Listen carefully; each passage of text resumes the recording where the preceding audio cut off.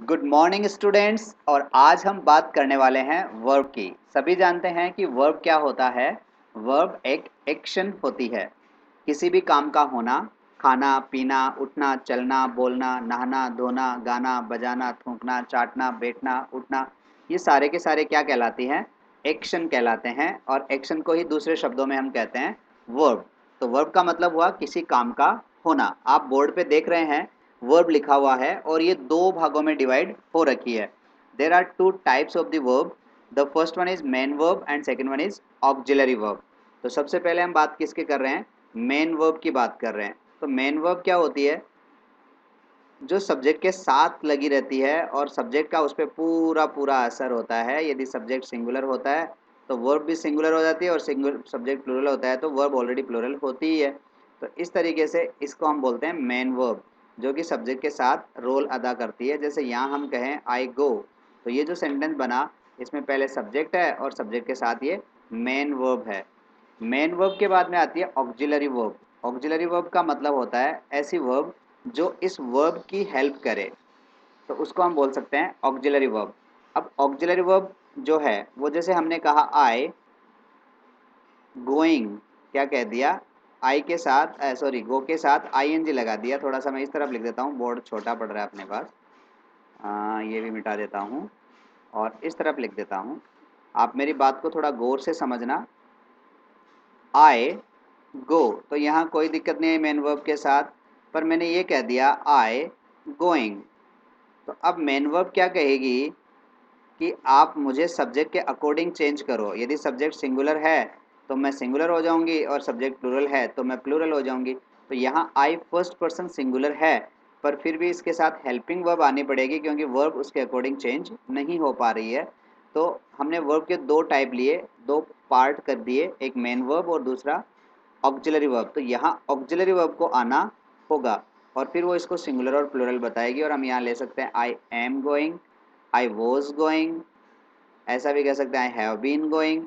तो कुछ ना कुछ हमें यहाँ ऑक्सिलरी या हेल्प की ज़रूरत पड़ेगी। तो एक ऐसी वर्ब जो वर्ब की हेल्प करे उसको हम हेल्पिंग वर्ब कहते हैं। तो दोस्तों, हमने कहा कि किसी भी काम का होना या होते हुए प्रतीत होना वर्ब कहलाती है, और उस वर्ब की हेल्प करने वाली वर्ब को हम ऑक्सिलरी वर्ब कहते हैं। तो वर्ब को दो भागों में हमने यहाँ डिवाइड कर दिया। अब यदि हम इसको मेन वर्ब और ऑक्सिलरी वर्ब में डिवाइड करते हैं तो मेन वर्ब के भी दो टाइप हो जाते हैं। सबसे पहला एक टाइप होता है ट्रांजिटिव और दूसरा टाइप होता है इनट्रांजिटिव। तो पहला कौन सा हुआ? ट्रांजिटिव, और दूसरा हुआ इनट्रांजिटिव। इसका मतलब है कि ऐसी वर्ब जिसके साथ कोई ना कोई ऑब्जेक्ट हो, और ट्रांजिटिव का मतलब हुआ जिसके साथ ऑब्जेक्ट हो, तो जस्ट उल्टा क्या हो गया? इनट्रांजिटिव, जिसके साथ कोई ऑब्जेक्ट नहीं हो। जैसे आपने वही पहले वाली वर्ब आपने ली आई गो, तो मैं जाता हूँ। अब इसके साथ कोई ऑब्जेक्ट नहीं है तो ये वर्ब क्या हो गई? इनट्रांजिटिव। और यदि इसके साथ ऑब्जेक्ट बन जाता, जैसे आई रीड, क्या लिखा? I read. अब आप रीड के साथ क्या लगा सकते हैं? आई रीड ए नॉवेल, मैं एक नॉवेल पढ़ता हूँ। तो ये जो नॉवेल हुआ ये ऑब्जेक्ट बन गया, और जैसे ही ऑब्जेक्ट बना तो ये वर्ब क्या बन गई? ट्रांजिटिव बन गई। तो जब वर्ब के साथ ऑब्जेक्ट हो तो वर्ब ट्रांजिटिव है, और ऑब्जेक्ट नहीं हो तो वर्ब क्या हो जाती है? इनट्रांजिटिव हो जाती है। तो पहले हमने वर्ब को दो भागों में डिवाइड किया, मेन वर्ब और ऑक्सिलरी वर्ब। और मेन वर्ब की हमने बात करी तो ये भी दो भागों में डिवाइड होगी, ट्रांजिटिव और इनट्रांजिटिव, जिसके साथ ऑब्जेक्ट हो ट्रांजिटिव और जिसके साथ ऑब्जेक्ट नहीं हो इनट्रांजिटिव। इधर हम वापस आते हैं ऑक्सिलरी वर्ब पे। किस पे आएंगे? Auxiliary verb. तो ऑक्सिलरी से नाम से ही हमें पता लग जाता है कि ऐसी वर्ब जो दूसरी वर्ब की हेल्प करे वही क्या कहलाएगी? ऑक्सिलरी वर्ब कहलाएगी। ये भी हमारे यहाँ दो टाइप की हो सकती है, पहली प्राइमरी ऑक्सिलरीज और दूसरी सेकेंडरी ऑक्सिलरीज। प्राइमरी ऑक्सिलरीज को हम आजकल हेल्पिंग वर्ब कहने लग गए हैं, और सेकेंडरी ऑक्सिलरीज को हम कह सकते हैं मॉडल ऑक्सिलरीज। तो चलते हैं अगले चैप्टर में, चलते हैं पहले प्राइमरी ऑक्सिलरीज की बात कर लेते हैं। प्राइमरी ऑक्सिलरीज जैसे हमने लिखा आई गो, यदि आपको इसके साथ नोट लगाना हो तो आपको कहीं ना कहीं हेल्प की ज़रूरत पड़ेगी। तो इस सेंटेंस में यदि आपको नोट लगाना हो तो आप डू के साथ नोट लगा सकते हैं, और आपको कहना पड़ेगा आई डू नॉट गो। तो ऐसा स्ट्रक्चर बनाने के लिए हमें हेल्प की ज़रूरत पड़ती है, तो इसको हम बोलते हैं प्राइमरी ऑक्सिलरीज, जो सबसे पहले हाँ, हेल्प करती है, तो इसको हमने कह दिया प्राइमरी ऑक्सिलरीज। अब ये प्राइमरी ऑक्सिलरीज संख्या में पहले काउंट करें तो हो गई डू, दूसरे नंबर पे हो गई बी और तीसरे नंबर पे हो गई हैव। विल और शैल को भी हम ऑक्सिलरीज में काम में लेते हैं कभी कभी फ्यूचर टेंस में। तो एक बार हम विल और शैल को छोड़ते हैं और तीन ही ऑक्सिलरी वर्ब की बात करते हैं। तो सबसे पहले जो वर्ब आई डू, डू को हम हिंदी में कहते हैं करना, पर जब ये हेल्प के रूप में आती है तो इसका कोई मतलब नहीं होता। ऐसे ही बी का मतलब होता है या होना, तो ये किसी के अस्तित्व में होने को दर्शाती है। और फिर आता है हैव, हैव का मतलब है या आपके पास कोई चीज़ होना। तो ये हेल्पिंग वर्ब के रूप में आती है तो भी इसका कोई मीनिंग नहीं होता। तो हमने देख लिया कि ये मेन वर्ब के रूप में भी आती है और ऑक्सिलरी वर्ब के रूप में भी आती है। तो मेन वर्ब तो कब होती है, जैसे मैं एक सेंटेंस लिखूं, आई डू होमवर्क, मैं होमवर्क करता हूँ, तो यहाँ मेरे पास do as a main verb काम में आई है, आई डू होमवर्क। पर मैं कहूँ कि मैं होमवर्क नहीं करता, तो मुझे एक और डू काम में लेना पड़ेगा नॉट के साथ, I do not do homework. तो इसको हम क्या कहेंगे, ऑक्सिलरी वर्ब कहेंगे। तो ये मेन वर्ब भी है और ऑक्सिलरी वर्ब भी है। तो जब भी आप इनको यूज करें या देखें तो बड़े ध्यानपूर्वक देखें और बिना डरे देखें। तो हमने बात करी थी कि वर्ब किसी काम का होना दर्शाती है, वहीं हेल्पिंग वर्ब उस वर्ब की हेल्प करती है। अब हेल्प किन किन चीज़ों में करती है इसके लिए भी हम जान लेते हैं, थोड़ा सा इनको मिटा देते हैं और जान लेते हैं। आप यदि हेल्पिंग वर्ब यूज करते हैं तो इन सब चीज़ों का पता कर सकते हैं एक हेल्पिंग वर्ब को देखते ही। किन किन चीज़ों का, सबसे पहले आता है कि टाइम, आप सेंटेंस का टाइम बता सकते हैं। नंबर दूसरी, आप सेंटेंस का टेंस बता सकते हैं। फिर आप नंबर बता सकते हैं कि सब्जेक्ट सिंगुलर है या प्लूरल है, ऐसे ही वर्ब सिंगुलर है या प्लूरल है। So time, tense, number. फिर आप हेल्पिंग वर्ब देख करके पर्सन बता सकते हैं कि ये कौन सा पर्सन है, फर्स्ट पर्सन है, सेकंड पर्सन है या थर्ड पर्सन है। साथ ही आप केस बता सकते हैं, क्योंकि हेल्पिंग वर्ब हमेशा सब्जेक्टिव केस के साथ ही आती है। तो सबसे पहली चीज़ आपने बता दी टाइम, दूसरी आपने बता दिया टेंस, तीसरा आपने बता दिया नंबर, चौथा बता दिया आपने पर्सन और पांचवा बता दिया आपने केस। तो ये चीज़ें देखते ही पता लग जाता है कि सेंटेंस में कौन सा टाइम आया है, प्रेजेंट टाइम है, पास्ट टाइम है या फ्यूचर है। ऐसे देखते ही आप बता सकते हैं कि टेंस कंटिन्यूस है, सिंपल है, परफेक्ट है या परफेक्ट कंटिन्यूस है। ऐसे ही आप देखते ही बता सकते हैं कि सिंगुलर है या प्लूरल नंबर है। ऐसे ही आप हेल्पिंग वर्ब देख करके बता सकते हैं कि फर्स्ट पर्सन है, सेकंड पर्सन है या थर्ड पर्सन है। और केस का पता लग जाता है क्योंकि हेल्पिंग वर्ब हमेशा सब्जेक्टिव केस के साथ ही आती है। तो टाइम, टेंस, नंबर, पर्सन और केस जो चीज़ हमें बता सकती है उसी चीज़ को हम हेल्पिंग वर्ब कहते हैं। या फिर हम कह सकते हैं कि हेल्पिंग वर्ब हमारी टाइम, टेंस, नंबर को पहचानने में, पर्सन बताने में हेल्प करती है, इसीलिए हम इसको हेल्पिंग वर्ब कहते हैं। जैसे एक सेंटेंस मैंने लिखा, ही टीचेज, वह पढ़ाता है। तो आप ये जो टीचेज के साथ एस लगा रहे हैं यही आपकी हेल्पिंग वर्ब रहती है। या फिर आप ये कह सकते हैं ही इज़ टीचिंग। अब देखिए आपने ये टीचिंग लिखा और इससे पहले आपने आई एन जी वर्ब के साथ आपने इज लगाया, तो ये आपको बताती है कि ये टाइम प्रेजेंट है, टेंस कंटिन्यूस है, सब्जेक्ट सिंगुलर है तो वर्ब भी सिंगुलर हुई। तो इतनी सारी चीज़ें हमें ये बताती है। पर्सन और केस, केस का पता तो हमें लग ही जाएगा क्योंकि सब्जेक्टिव केस के साथ ही हेल्पिंग वर्ब लगेगी। अब आप इस इज को हटा करके यदि इसकी जगह वॉज लगा देते हैं तो क्या फ़र्क हुआ, सेंटेंस में कोई प्रॉब्लम ग्रामेटिकली नहीं हुई, पर टाइम क्या हो गया, पास्ट हो गया। टेंस कंटिन्यूस ही रहेगा पर पास्ट का कंटिन्यूस हो गया, सिंगुलर है सब्जेक्ट। तो ये हमें पता लगा सकते हैं ऑक्सिलरी वर्ब के द्वारा। तो हमने देखा कि वर्ब दो भागों में बटी, कौन कौन सी, main verb and auxiliary verb. फिर हमने मेन वर्ब को देखा तो ये ट्रांजिटिव और इंट्रांजिटिव हो सकती है।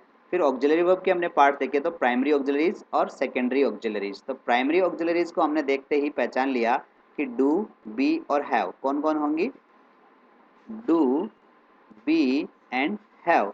अब देखिए ये टाइम, पर्सन, नंबर, केस के अकॉर्डिंग चेंज होती रहती है। तो डू जब सिंगुलर सब्जेक्ट के साथ आती है तो ये बन जाती है डज, ऐसे ही बी बन जाती है इज, और हैव बन जाता है हैज। ये सिंगुलर सब्जेक्ट के साथ डज, इज, हैज, ऐसे ही टीचेज।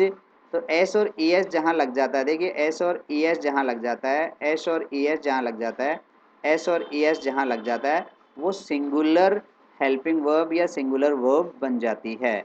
समझ में आ रहा है? तो डू सिंगुलर बनाना हो डू को तो ई एस लगा दीजिए, डज बन जाएगा। बी को सिंगुलर बनाना है तो एस लगा दीजिए और थोड़ा रूप चेंज हो जाएगा, बीज ना होकर के इज हो जाएगा। हैव को सिंगुलर बनाना है तो एस लगा दीजिए, वी ई हटा करके, तो ये हैज़ बन जाएगा। अब ऐसा ही आप प्रेजेंट टाइम में इनको डज, इज, हैज बनाते हैं, वैसे ही पास्ट में डिड ही रहेगा डू का, और बी का वॉज हो जाएगा सिंगुलर के लिए, और हैव का हैड हो जाएगा। अब आप फ्यूचर टाइम में यदि इनको लेकर के जाएंगे या फ्यूचर टेंस में लेकर के जाएंगे तो ये तो कभी नहीं आएंगे, क्योंकि ये तो पास्ट के ही रहने वाले हैं। पर ये जो चीज़ें हैं वो विल और शैल के साथ लग जाएंगे, क्योंकि विल और शैल हमें फ्यूचर टाइम के बारे में बताती है। तो जहाँ फ्यूचर टाइम आएगा वहाँ विल और शैल आएगा। अब विल और शैल के साथ भी विल डू लग जाएगा, विल बी लग जाएगा, विल हैव लग जाएगा, ये नहीं लगेंगे। तो क्योंकि मॉडल्स हमेशा वर्ब की फर्स्ट फॉर्म के साथ ही आते हैं, एस और ई एस इनके साथ नहीं लगता, सेकेंड फॉर्म, थर्ड फॉर्म इनके साथ नहीं लगती, ये भी आपको ज्ञात है। तो जिन जिन को आज कुछ नया मिल रहा है वो हमारे चैनल को सब्सक्राइब ज़रूर करें, लाइक ज़रूर करें, और जिनको लग रहा है कि अभी तक कुछ नया नहीं बताया है तो वो हमें सजेस्ट करें, आप और नया क्या जानना चाह रहे थे। तो ये थी हमारी प्राइमरी ऑक्सिलरीज जो हमें टाइम, टेंस, नंबर, पर्सन और केस का नॉलेज करवा देती है। इसके बाद आती है हमारी सेकेंडरी ऑक्सिलरीज। और सेकेंडरी ऑक्सिलरीज कौन कौन सी हो सकती है? Just a moment. तो ये हमारे ब्लैक बोर्ड पे आपको दिखाई दे रही होगी सेकेंडरी ऑक्सिलरीज। नाम ही काफ़ी है, आप नाम लेते ही पहचान गए होंगे। Can, could, may, might, will, would, shall, should, ought to, must, need, use to और डेयर, ये 13 प्रकार की ऑक्सिलरीज होती है जिनको हम सेकेंडरी ऑक्सिलरीज कहते हैं। और सेकेंडरी ऑक्सिलरीज को हम मॉडल ऑक्सिलरीज के नाम से भी जानते हैं। और मॉडल ऑक्सिलरीज को शॉर्ट में आजकल बच्चे मॉडल्स कहते हैं, क्योंकि ये जिस तरह से प्राइमरी ऑक्सिलरीज टाइम, टेंस और नंबर के बारे में बता रही थी, ये हमें एक ही चीज़ के बारे में बताती है, that is mood off the speaker. वक्ता के मूड को पहचानती है, और वक्ता का जो भी मूड होता है उस मूड के अकॉर्डिंग हम हेल्पिंग वर्ब को चेंज कर देते हैं। अब देखिए हेल्पिंग वर्ब और मॉडल साथ साथ नहीं आते, कुछ अपवादों को छोड़ करके, क्योंकि ये जो विल और शैल है ना, ये सारी हेल्पिंग वर्ब और मॉडल साथ साथ हो जाते हैं। बाकी इन और के साथ हम हेल्पिंग वर्ब और मॉडल साथ साथ नहीं करते। तो हमने देखा कि एक तो प्राइमरी ऑक्सिलरी थी जो हमें टाइम, टेंस और नंबर के बारे में बता रही थी, और ये सेकेंडरी ऑक्सिलरीज है जो कर्ता के मूड को बताती है। This tells us about the mood off the speaker, mood off the subject. तो सब्जेक्ट किस मूड से सेंटेंस कहना चाहता है उसको बताती है। तो हम एक नॉर्मल सेंटेंस में से मूड हटा देते हैं और मॉडल्स लगा देते हैं। तो आपको बड़े ध्यान से देखना है। एक मूड की हम बात करते हैं, कैन, जहाँ जैसे मैंने एक सेंटेंस लिखा, I am able to teach. अब ये एक साधारण सा वाक्य है जिसमें मैंने लिखा आई एम एबल टू। तो ये जो एबल टू जो चीज़ है यही क्या कहलाता है? मूड कहलाता है। और यहीं पर हम क्या भर देते हैं? मॉडल भरते हैं, कैन। तो ये जो मॉडल है ये एबिलिटी को दर्शाता है, और हम इसकी जगह क्या करेंगे? I can teach. सेंटेंस बनेगा आई कैन टीच। तो देखो मैंने सेंटेंस से क्या हटा दिया, आप देख रहे होंगे कि एम हटा दिया, एबल हटा दिया और टू हटा दिया। तो क्या चीज़ें समझ में आई? यहाँ देखते हैं कि इन मॉडल्स में इस विशेष क्या होता है। मॉडल ऑक्सिलरीज वर्ब का एक प्रकार है, इसका पूरा नाम मॉडल ऑक्सिलरीज है। इसके दो प्रकार हैं। प्रथम means first, modal auxiliaries can, could, may, might, shall, will, should, would, must और ऑट टू। अपने नेगेटिव फॉर्म्स के साथ हैं इनका। जैसे आप कैन बनाते हैं तो कैंट भी होता है, कुड बनाते हैं तो कुडंट भी होता है, मे होता है तो मेनट भी होता है, माइट माइट नट भी होता है, शेल शेंट भी होता है, will won't should shouldn't would wouldn't must mustn't और ऑट ऑट नॉट टू, ये अपने नेगेटिव फॉर्म्स के साथ भी आती है। और द्वितीय जो सेमी मॉडल्स होते हैं जिनको हम मॉडल्स भी कहते हैं और वर्ब्स भी कहते हैं, तो ये नीड नॉट नीडंट, ऐसे dare not daren't and used to सम्मिलित है, तो हम इनको शामिल करते हैं। मॉडल्स की तीन कॉमन कैरेक्टरिस्टिक्स होती है। चलो कैरेक्टरिस्टिक्स भी देखते हैं। नंबर वन, मॉडल्स के बाद हमेशा बेयर इन्फिनेटिव आता है। तो यहाँ जानने लायक जरूरी चीज़ क्या है कि इन्फिनेटिव क्या होता है। तो दोस्तों आपने पहले वर्ब के चैप्टर में पढ़ा था कि हम जब वर्ब की फॉर्म बनाते हैं, हम गो को ही ले लेते हैं, तो हम पहली फॉर्म को बोलते हैं गो, सेकंड फॉर्म जो होती है उसको हम बोलते हैं वेंट, और थर्ड फॉर्म को हम बोलते हैं गॉन, चौथी फॉर्म को हम बोलते हैं गोइंग, इसको मैंने यहीं छोड़ दिया था, गॉन पूरा कर देता हूँ, गॉन गोइंग। तो हमारे पास ये जो फॉर्म हुई गो वेंट गॉन गोइंग और जो टू गो, ये जो पांचवी फॉर्म होती है इस फॉर्म को हम इन्फिनेटिव बोलते हैं। पहली फॉर्म को हम बोलते हैं प्रेजेंट टेंस, दूसरी को हम बोलते हैं पास्ट टेंस, तीसरी को बोलते हैं पास्ट पार्टिसिपल, चौथी को बोलते हैं पास्ट प्रेजेंट पार्टिसिपल, और लास्ट को बोलते हैं हम इन्फिनेटिव। इस लास्ट पांचवी फॉर्म का नाम ही क्या है, इन्फिनेटिव। अब इन्फिनेटिव भी दो प्रकार की होती है, एक तो टू इन्फिनेटिव और एक विदाउट टू। तो ऐसा ही गो और एक टू गो, तो इस टू गो को तो हम बोलेंगे टू इन्फिनेटिव, और केवल गो को हम बोलेंगे बेर इन्फिनेटिव। हाँ ये भूल मत करना कि गो तो ये भी है, ये फर्स्ट फॉर्म है जिसका मतलब होता है जाओ, और इसका मतलब होता है जाना। क्या होता है, जाना, ध्यान रखना। तो ये इन्फिनेटिव हमेशा ही मॉडल्स के साथ लगता है। जैसे ही आपने कहा आई कैन गो, तो इसका मतलब I can plus first form नहीं है, I can go means fifth form है बिना टू के। तो ये हमेशा ही मॉडल्स के बाद बेयर इन्फिनेटिव लगता है। सेंटेंस का सब्जेक्ट सिंगुलर हो या प्लूरल, क्या कह रहे हैं थोड़ा ध्यान से ध्यान देना। सब्जेक्ट का सेंटेंस का सब्जेक्ट चाहे सिंगुलर हो या प्लूरल, वर्ब पे इसका कोई फर्क नहीं पड़ता। यहाँ हम हेल्पिंग वर्ब की बात करें तो आप ये कहते हैं आई डोंट गो, और ही आते ही आप क्या करेंगे, ही डजंट गो। पर यदि आप मॉडल काम में लेते हैं तो आप कहेंगे आई कैन गो, और यदि आप ही के साथ भी काम में लेंगे तो भी क्या होगा, ही कैन गो, ऐसा कोई चेंज इसमें नहीं होगा। तो इस पे सब्जेक्ट चाहे सिंगुलर हो या प्लूरल इसका कोई असर नहीं होता। For example I can do it, she can do it and they can do it. अब तीसरी विशेषता की तरफ चलते हैं। मॉडल की इन्फिनेटिव फॉर्म जिसको हम टू शैल टू मस्ट आदि, या पार्टिसिपल जिसको हम मेइंग कैनिंग मेइंग और शेल्ड या मेड, ऐसा नहीं होता, इसीलिए इन्हें डिफेक्टिव वर्ब्स भी कहते हैं। कई लोग इसको ये कहते हैं कि कैन फर्स्ट फॉर्म है और कुड सेकंड फॉर्म है।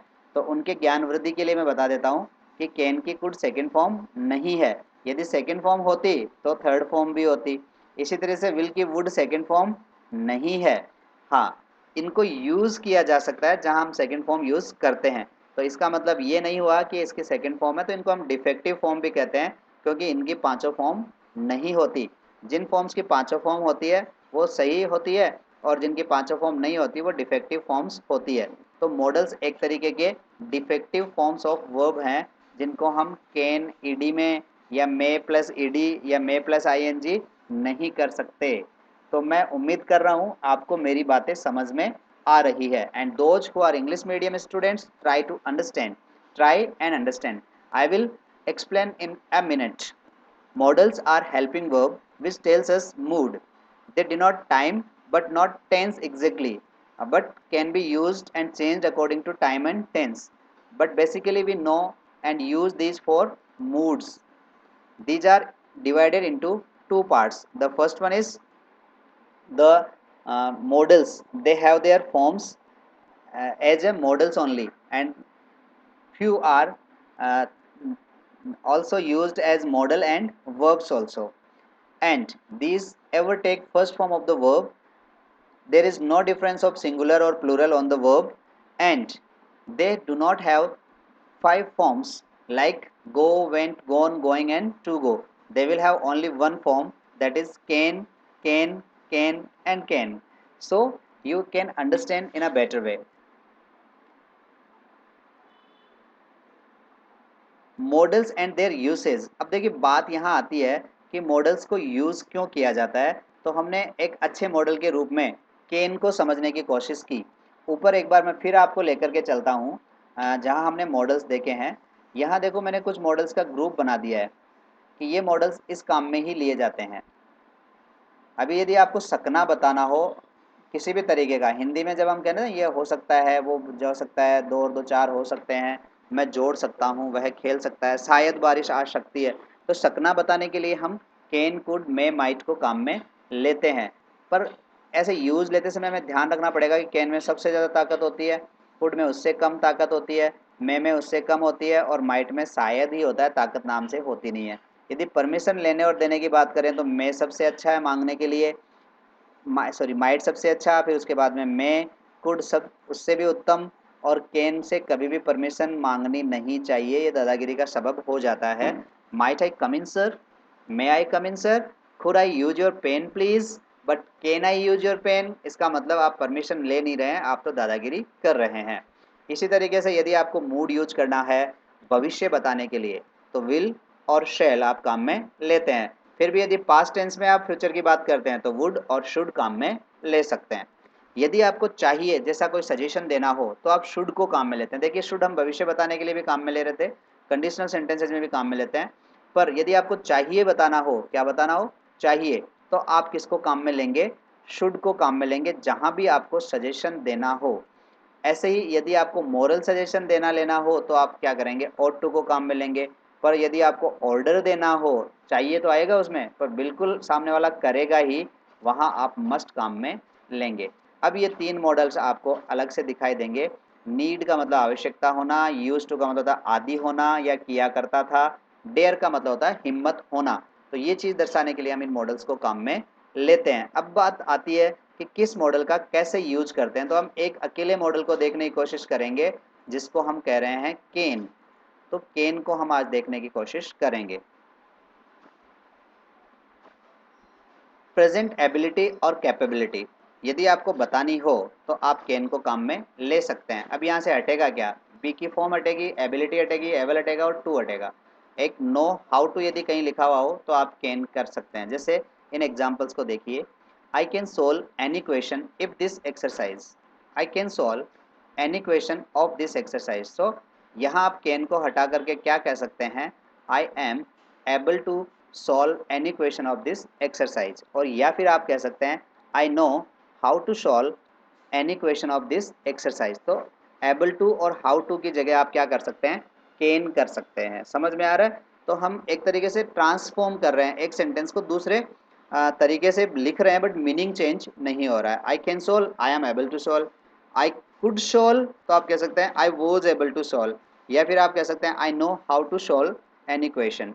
फिर बात आ रही है, she can lift 100 kg weight at a time, एक समय में वह उठा सकती है। सो एबिलिटी है, सो हम बोलेंगे सी इज एबल टू लिफ्ट। क्या कहते हैं, she is able to lift. यदि एबल टू को हटाते हैं तो आप बोलते हैं सी कैन लिफ्ट। तो दोनों में से एक आप यूज कर सकते हैं, सी कैन लिफ्ट और कह सकते हैं she is able to lift.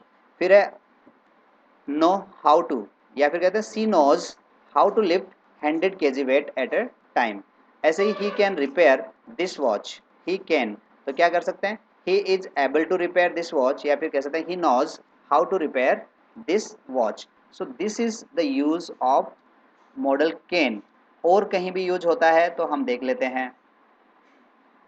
Present permission, less formal और इनफॉर्मल, बी अलाउड टू और बी परमिटेड टू। वर्तमान आज्ञा और औपचारिक या अनौपचारिक परमिशन, चाहे औपचारिक हो या अनौपचारिक हो, उसमें हम कैन यूज कर सकते हैं। Can I use your pen, या फिर can I use your pen dear friend. तो यहाँ अब आप कैन यूज कर ही लिया है तो आपको डियर फ्रेंड मेरे हिसाब से तो मना नहीं करेगा। दूसरा है can I use your can you guide me brother, क्या आप मुझे गाइड कर सकते हैं। तो आपने क्या किया, एम आई अलाउड, ठीक है, एम आई अलाउड टू या फिर आर यू। तो जब भी आप अलाउ को काम में लेंगे, am I allowed to guide, इस तरीके से, या फिर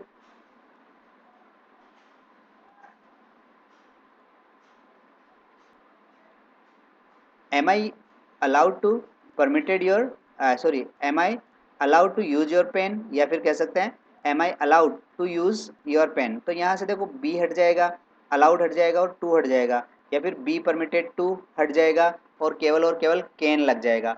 अब यदि साधारण सेंटेंस होता, I can use your pen, so I am able to use your pen, so am I able to use your pen. इस तरह से आप सेंटेंस बना सकते हैं। फिर कह रहे हैं कैन यू गाइड मी, तो बोल सकते हैं you can guide me, so you are allowed to guide me. इस तरीके से आप इन सेंटेंसेस को बना सकते हैं और ज़्यादा हेडेक लेनी नहीं है। नहीं आए नो प्रॉब्लम, आप क्वेश्चन आंसर पूछ सकते हैं मुझसे, बिल्कुल कोई डाउट नहीं होगा, मैं आपको और अच्छे से समझाऊंगा इस चीज़ को। फिर होता है कैन प्रेजेंट थ्योरेटिकल और जनरल पॉसिबिलिटीज़ के लिए, वर्तमान, व्यवहारिक या सामान्य संभावना के लिए भी आप कैन को यूज कर सकते हैं। थ्योरेटिकल और जनरल पॉसिबिलिटी जहाँ होती है, जैसे we can learn by mistake, गलतियों से भी हम सीख सकते हैं। एनीबडी कैन मेक मिस्टेक, कोई भी गलती कर सकता है। Can it be a murder, क्या ये मर्डर हो सकता है। तो जब कोई थ्योरी काम करती है या जनरल पॉसिबिलिटी होती है तो वहाँ हम क्या कैन काम में ले सकते हैं। तीसरा रूल कैन के लिए, पजलमेंट और इम्पेशंस बाय इंट्रोगेटिव सेंटेंसेस, घबराहट या बेचैनी को प्रश्नवाचक वाक्य द्वारा प्रकट करना हो तो भी कहते हैं व्हाट कैन ही मीन, इसका क्या मतलब हो सकता है। वेयर कैन आई स्टडी, मैं कहाँ पढ़ सकता हूँ। अधीर है, अब जगह नहीं मिल रही ना, पढ़ना चाहता हूँ but where can I study, अब मुझे जगह नहीं मिल रही है। तो आप पजलमेंट में होते हो या इम्पेशेंट होते हो और वो इंट्रोगेटिव सेंटेंस बनाना चाहते हो तो वहाँ आप कैन से स्टार्ट कर सकते हो, and you can eliminate the puzzlement and impatience from your sentences. Fifth, in probable condition sentences, जब conditional sentences होते हैं, ये ऐसे sentences होते हैं जिनको दो clauses से जोड़ करके बनाया जाता है। जैसे यहाँ दो clause है, if you request एक clause है, दूसरा है he can help you, वह आपकी सहायता कर सकता है। if you request, यदि आप उसकी रिक्वेस्ट करो तो ऐसे सेंटेंसेस को हम कंडीशनल सेंटेंसेस कहते हैं। तो कंडीशनल सेंटेंसेस में आप कैन को यूज लेते हैं। इफ एक तरफ, दूसरी तरफ can. If she tries she can achieve it. तो यहाँ भी आपने कंडीशनल सेंटेंस में देखा, तो जो प्रोबेबल कंडीशन होती है, ओपन कंडीशन होती है, इसमें आप मे भी काम में ले सकते हैं, कैन भी काम में ले सकते हैं, आप विल भी काम में ले सकते हैं और शैल भी काम में ले सकते हैं। पर यदि प्रोबेबिलिटी होती है, जहाँ संभावना होती है, वहाँ कैन काम में लिया जा सकता है कंडीशनल सेंटेंसेस में। फिर बात करते हैं सिक्स्थ रूल की, can plus perfect infinitive. Perfect infinitive क्या होगा, हैव प्लस वर्ब की थर्ड फॉर्म। पास्ट कंडीशन और एजम्पशन, यदि आप किसी चीज़ का अनुमान लगाते हैं तो भूतकाल के कार्यों के लिए आप क्या काम में ले सकते हो, कैन प्लस परफेक्ट इन्फिनेटिव, मतलब can have plus third form. He went early so he can have caught the bus. Negative way of expressing the usage of can, जहाँ आप कैन को काम में ले सकते हैं वहीं आप कैन के साथ नोट लगा करके काम में ले सकते हैं। आई कांट लिफ्ट इट, मतलब I am not able to lift it. You can't use it, you are not permitted to use it. Can't wait, can't we make mistakes, means are we not able to make mistake. She can't be my sister, वह मेरी sister नहीं हो सकती। We went late so he can't have caught the bus. अब देखिए यहाँ भी conditional के बाद में भी हमने परफेक्ट इन्फिनेटिव को काम में लिया है। तो इस तरीके से हम इन सेंटेंसेज में इनको काम में ले सकते हैं। तो ये था आपका मॉडल का एक्सप्लेनेशन, साथ ही साथ कैन का use. I hope that you are understanding me in better way. If you have any question and queries, then don't hesitate and try to write in comment. I will solve in the next video. Till then, happy learning. Bye bye.